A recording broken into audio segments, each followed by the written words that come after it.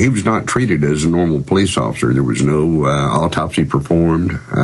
He of course, was viewed by a medical examiner, and they did complete the death certificate and follow-up reports. But no autopsy, nothing to describe why the injuries that Terry had suffered, where they came from, or what type of injuries those were. But we do have that. Thanks to Colonel Craig Roberts, going from memory, we do have the basic medical examiner's drawings, and of course you guys have talked to some of the witnesses and some of the sheriff's department I know from the county over that did show up reportedly, and so go over this in detail. The feds are like digging dirt up. Terrence Yeaky's obviously been tortured. I mean, as a police officer, go over what happened to him. Terry had numerous lacerations on his wrists, across his elbows, on both arms. He had a long cut that began just underneath his right ear and extended past his Adam's apple. There was another small hesitation cut on the left side of his throat. You think that was when they were just threatening him to slit his throat to get the answers of where the stuff was? Well, I was told by the district attorney when I went to the grand jury that it was due to EMTs trying to save Terry's life. Oh. And, of course, he'd been dead. Well, I mean, let's go over it. I mean, let's talk about how he died, because, I mean, he was telling his partner, I got feds behind me last time he was heard from, right? Terry was transporting documents and evidence that he had collected. He called his friend, another police officer, said, let's meet for dinner. As soon as I shake these feds who are following me, we'll meet. Terry went to El Reno. Terry grew up in El Reno, Oklahoma. He knew all the back roads, and his car is found on federal property. El Reno has a federal prison. The reason the federal government was able to come in and take control of the investigation was that his body was found on federal land. Yeah, so they did that again. Wow. Exactly. And when he had handcuff marks on his wrists, there was mud packed into his wounds. There was no way he could have drug himself through the mud a mile and a half, through creeks and trees, while bleeding, and then decide to shoot himself at an angle at the top of his head, coming out the lower part of his jaw. Sure, so let me ask this. Cops, everybody shows up. I mean, you talk about the county shows up, and they said, yeah, the feds were covering it up, and the police all just stand around and, well, they killed him. Because all the police we've talked to, yeah, they killed him. And I guess that's just what feds are God. They want to kill cops. Go ahead, you know. Well, that's what was interesting to me at that point was anytime we had a police officer involved in an automobile accident or anything outside of the city limits, the city still sent investigative officers out to investigate the accident, if nothing else, to supplement whatever agency did do the investigation. With Terry, it was basically our agency just washed their hands of it and turned it completely over to the FBI. And yeah, whenever a police officer dies in Oklahoma City, there's always an autopsy. A couple of years ago, a police officer died in a car wreck, and there was no question about why he had died. He was on duty. He was responding to a call. They still performed an autopsy, yet they find a police officer just a couple years before in a field, cut, bleeding. A year after he's the hero of Oklahoma City on the cover of Newsweek and Police Officer of the Year. Shot in the head, and they do not perform an autopsy. Once again, it does not hold up to scrutiny at all. Well, who was this police chief? I mean, who is either purely wicked or the biggest coward on the planet? He was Chief Gonzalez was from the Dallas-Fort Worth area. He had been on the Dallas PD prior to his being hired with Oklahoma City. He really didn't have connections to Oklahoma City and would frequently leave for extended weekends to go play golf in Dallas. Really never did feel like he was a portion of our department at all. So he was just a placeholder. Yes, sir. He was also a young patrolman in Dallas on November 22nd, 1963. Oh, really? Mm-hmm. So he's a very trustworthy person. I mean, yeah, I don't know if he had any involvement with that, but that is his background. Kind of like Dan Rather. Okay, continuing here. There's a lot of other points here that are important. Can you tell us about the horse patrol being mobilized for crowd control prior to the bombing? Yes, sir. Again, that was one of the things that kind of surprised me. The horse patrol basically, through the week, did not patrol any area. They maybe once or twice one or two of the officers would saddle up and they would go into the stockyards area. Horses are for special events, right? I mean, big crowds, yeah. Yes, sir. Interestingly, they had, anytime we did work a big event, they would have the county reserve would also come in and supplement the, with horses and manpower, and they would act out together. The morning of the bombing, the horse patrol was going downtown in force. They claim they really don't know why they were going down there. It wasn't necessary for crowd control. They were just going down to work the downtown area.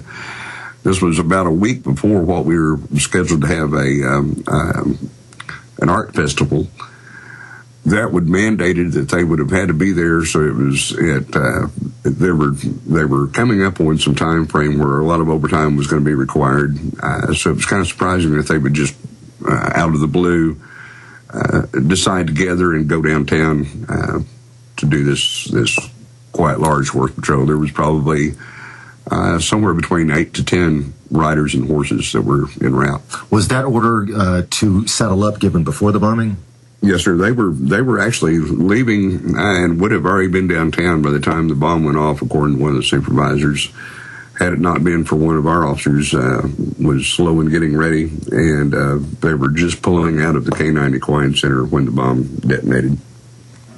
When we come back, I'm going to ask you, what do the rank-and-file Oklahoma City police think 16, 17 years after this tragedy that's been used to butcher the Bill of Rights and Constitution? This is another super disgusting thing we have to discuss, but, I mean, it's only going to get worse if we don't wake up to false flag terror. Don Browning, retired Oklahoma City police officer, one of the first on the scene, is our guest, along with one of the filmmakers, Holland, Vanden Nieuwenhof. I'm Alex Jones. Digestive health is the key to wellness and elimination of toxins. That bears repeating. Digestive health is the key to wellness and elimination of toxins. And Pro EM1 Daily Probiotic Cleanse is the key to digestive health. Pro EM1 is a powerful liquid probiotic, strong enough to cleanse, gentle enough to use every day. Pro EM1 is dairy, wheat, and soy-free, contains all natural and certified organic ingredients, contains no preservatives or animal products, supports a healthy digestive and immune system, supports weight loss, improves absorption of food nutrients, aids in controlling yeast infections, is never freeze-dried, and uses 3 groups of live, viable, beneficial microbes to cleanse and remove toxins. Order Pro EM1 Daily Probiotic Cleanse at Terraganix.com, spelled Terraganix.com, Terraganix.com. Or call toll-free 866-369-3678. That's 866-369-3678. Pro EM1, the raw probiotic. Ready to save while getting prepared? Then you're ready for the winter sale at 21stCenturyGoods.com. Take advantage of the incredible savings on all items at 21stCenturyGoods.com. Portable AM, FM, and shortwave radios from $19.95. American Red Cross emergency radios and Cato radios from $28.95. Solar lanterns from $22.95. Solar flashlights, 2 for $16.95. Hand crank LED hurricane lanterns and flashlights from $8.95. Be sure to check out the flexible solar panels to power your emergency and survival gear. Every order over $75 will receive a solar-powered flashlight absolutely free. So get prepared this winter by visiting 21stCenturyGoods.com. Spelled the number 2, the number 1, ST, CenturyGoods.com. 21stCenturyGoods.com. Or call 866-999-8422. That's 866-999-8422. 21stCenturyGoods.com. Power up your survival. Introducing a diabetes breakthrough, an easy, natural, organic way to bring relief to diabetics. Introducing MDS Forte, a concentrated super-strength extract formulated for those who are looking for relief. What can MDS Forte do for you? MDS Forte reduces glucose levels safely and effectively, reduces cholesterol and triglyceride levels, increases HDL or good cholesterol while reducing LDL or bad cholesterol. MDS Forte reduces A1C, improves eyesight and circulation to the limbs, and helps with weight loss. Is non-toxic, caffeine-free, 100% natural, 100% organic, and comes with a 100% money-back guarantee. Waiting for the side effects disclaimers? With MDS Forte, there are none. Order a 25-day treatment of MDS Forte by calling 213-405-5355. 213-405-5355. Or visit bestbloodsupport.com. That's bestbloodsupport.com for MDS Forte, a diabetes breakthrough.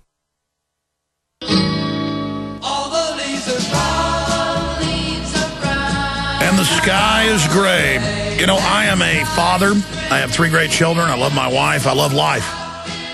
And I've been threatened. I've been beat up before when I was exposing the Waco situation and the trial and bullhorning the judge. And they sent 5 guys, 4 of them attacked me, beat me up pretty bad, but I beat them up too in a parking lot telling me, shut up. They broke my nose and punched me. I mean, and that, but you know what? That was when I knew how real this was. Okay? And the federal government is run by a bunch of criminals now who just think that we're here to be doormats and our property, our children belong to them. And we can beat these people. But let me tell you, living in denial, this isn't about just criticizing the government and we come up with fanciful tales. This is a police officer who was there and saw all this, who had FBI agents threaten to kill him and his wife. Other cops got killed. Doctors got killed. Grand jurors got threatened. These are, FBI comes to your house with guns and says, shut your mouth. Then other people come and say, you're dead if you keep this up. This is what they do. I mean, and somebody's got to call them on it. Somebody's got to realize it. That this country, I mean, they're now announcing they're going to use the military against the American people. We get the Department of Defense contact. Joe Joseph calls us and says, have you seen this? This is on the federal government's own website. And then they pull it, where they call the American people the enemy, the red group, and the government is the blue group. And, I mean, the general public is listed as the enemy. That's not the American government. You get a police officers questioning, and they go, we think you're in a militia, implying they were involved in it because they're asking questions. You cannot control reality by being delusional. You can't just say, oh, this couldn't be true, like the Austin police chief said 2 weeks ago when I was talking to him privately. And I looked in his eyes, and I could tell he's not stupid. He says he listens to the show. He knows. And he said some things privately to me. I'll get him in more trouble not saying what he said. He didn't say it's off record. He's just like, yeah, I'll probably never get promoted above Austin because I'm even on your show, but I don't care anymore. Alex, I know you're a good guy. I'll see you later. But the point is, that's not enough.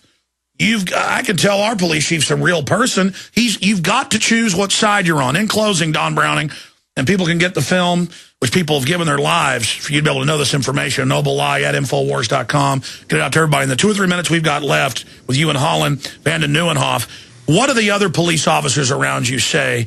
Or, I mean, do they just give in to the big lie? It's interesting. It's kind of a combination of both, where some are literally scared to death. Terry Yeaky's good buddy at one point met me shortly after Terry had died, told me that I was on the right track. Please keep on pushing. Terry deserved that, but he couldn't help me. And officers, for the most part, do, or at least at this point, starting to finally come out with the feelings and emotions that they did not eat the story. They didn't battle it, but they did not eat the information that was handed out to us. Why didn't you guys get together and circle the wagons and say, we got guns too, you want to threaten us? At the time of the circling of the wagons, I don't think we felt like there was enough of us to circle even half of the circle. So well, there wasn't at the Alamo either, but we appreciate your incredible courage, sir. But sometimes it takes some of us getting wiped out so other people can see, and then that's when we get the victory. Well, it was interesting. I'll share a comment that Stephen Jones made when I was up at McVeigh's trial. Jones came to me. He had been part of the Roger Dale Stafford defense team when Roger Dale Stafford had committed the Sirloin Stockade murders. And I had testified in that case as well. And I shook my head as I was walking up towards him coming back to the hotel. And he stopped me and he says, you know, if only 4 or 5 Oklahoma City homicide detectives would investigate this, we'd have this solved in 2 or 3 days. And I'll tell you what, sir, we're out of time, but you've been gracious enough to be on the nightly news tonight. I want to start over where we left off here. Incredible. Thank you for listening to GCN. Visit GCNlive.com today. When you're out on the road, the last place you want to be is on the road.